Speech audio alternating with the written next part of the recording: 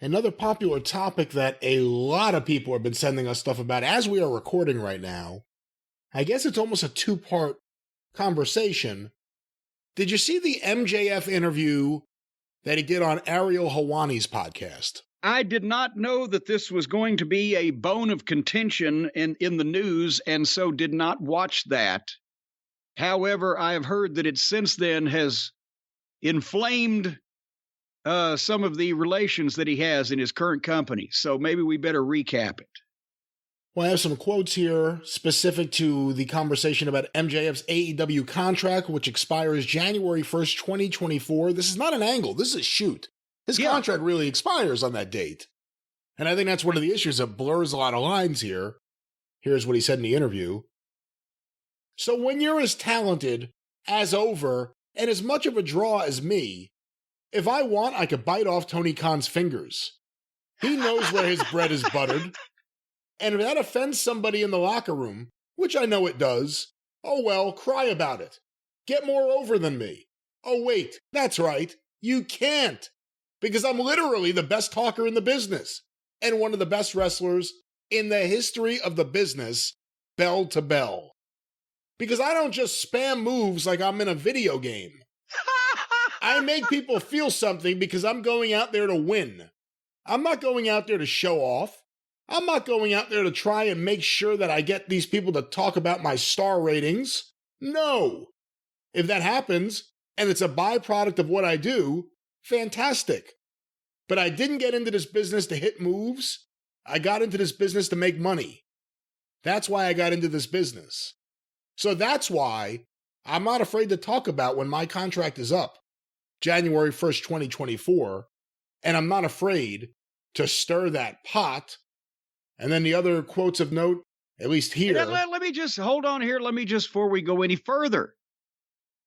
Hold on, wait a minute. Where is it? I got to get it there. This guy's brilliant. What a fucking heel and what a brain. He has figured out a way here where he can get heel heat from the fans that the most devoted AEW fans and still not even break kayfabe while talking about the business of the wrestling business. He's not saying that it's phony or it's real or anything in between.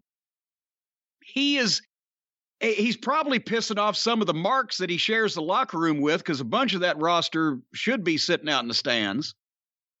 But he's goddamn being a pompous, obnoxious heel. And the ones that are taking the most offense to it are the AEW fans, because he's threatening to leave them for more money and go to without even saying it, go to the evil empire.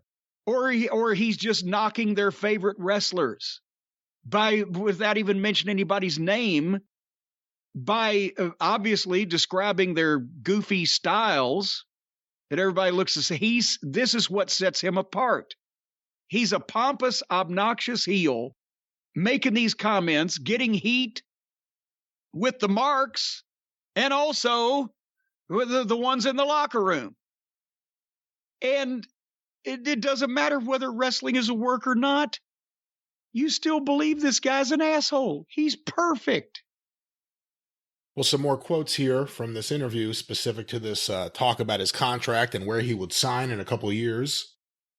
Talking about the WWF interest, or WWE, I keep doing that, WWE interest. Same thing. Again, I know for a fact, it's already been leaked several times, and even if it wasn't leaked, I would have known, but legally, I cannot discuss why.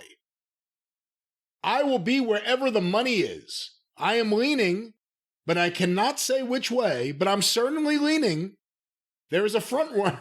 There's a phrase, not saying anything. It's brilliant. I know. There's a front runner, and I'm not quite sure it's the one people would expect, but yes, there's a front runner. And then the other one, and here it is, talking about Bruce Pritchard. Bruce and me, and this is a shoot, Bruce Pritchard and me go way back. When he was at MLW... Way back to 4 years ago. When he was at MLW, he was one of the lead producers there. And he would watch me do promos, and he was floored by me, absolutely enamored by me. I was the prettiest girl at the ball. I love Bruce. I think Bruce is a hell of a guy and has a hell of a mind. I think he produces incredible television. So yes, I've talked to Bruce multiple times. As far as have I been reached out to by WWE, legally, it's not smart for me to answer that question. But what I can say emphatically is there is an absurd amount of interest in me. Tony Khan knows that. Tony Khan claims he is not afraid of that, and that's good. So I hope you're not afraid to spend a lot of fucking money. And there it is, MJF on his upcoming contract, January 1st, 2024. If I was Tony Khan, I would have sent him a check for $5,000 just for doing that fucking interview. Well, we will talk momentarily about Tony Khan's reaction to this interview. But that, again, the guy's brilliant. It's updated, modern version of the heel taunting the people that he's better than you and you know it. He's talking about the obscene amount of money people are going to pay for him. His good friend over at the company that everybody hates with a passion.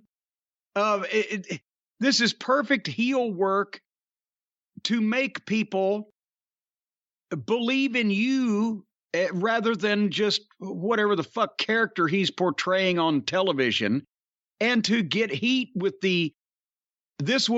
all those statements will get the most heat with the people that he wants the heat with the most. Well, and also some of the wrestlers in his locker room because they're marks too. But primarily, the AEW fans will be tying the fucking nooses and pulling out the pitchforks over shit like that.